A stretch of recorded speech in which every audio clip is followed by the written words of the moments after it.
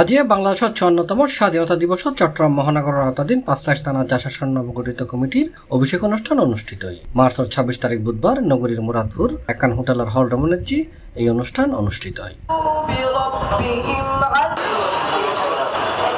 ৫ থানা জাসাসর সভাপতি মোহাম্মদ সাইদুর রহমান মিন্টুর সভাপতিত্ব এবং ৫ থানা জাসাসর সাধারণ সম্পাদক রিয়াজউদ্দিন চৌধুরী সাহেদের সঞ্চালনায় অনুষ্ঠানে প্রধান অতিথি হিসেবে উপস্থিত আছেন জাসাস কেন্দ্রীয় কমিটির চট্টগ্রাম বিভাগীয় দায়িত্বপ্রাপ্ত মোহাম্মদ আমিনুল ইসলাম। এটা প্রধান আলোচক আছেন চট্টগ্রাম মহানগর জাসাসর আহ্বায়ক লায়ন এম এম মুসা বাবলু। বিশেষ আলোচক আছেন চট্টগ্রাম মহানগর জাসাসর সদস্য সচিব মামুনুর রশিদ শিপন। উত্তর জেলা জাসাসর সভাপতি কাজী সাইফুল ইসলাম টুটুল, দক্ষিণ জেলা জাসাসর আহ্বায়ক জসিমউদ্দিন চৌধুরী, মহানগর জাসাসর সিনিয়র যুগ্ম আহ্বায়ক দোস্ত মোহাম্মদ, যুগ্ম আহ্বায়ক জামিল, খন্দকার সাইফুল, মঈন সহ আরো অনেকে।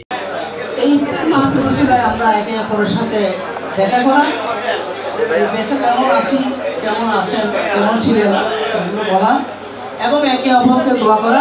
আর অভিষেক অনুষ্ঠান রাখি পাশাপাশি আজ যেহেতু রমজান অবশ্যই ইফতার মাহফিল হইব।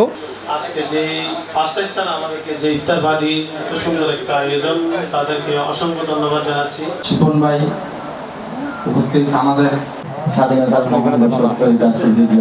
খুবই সুন্দর আজকের নবগঠিত কমিটির বিশ্বাসটা যারা মৃত্যুবরণ করছে শহীদের আত্মত্যাগের বিনিময়ে স্বাধীনতা সম্মান করি, শ্রদ্ধা করি। স্বাগত জানাচ্ছি এবং আমাদের ইকবাল এখানে উপস্থিত আছেন।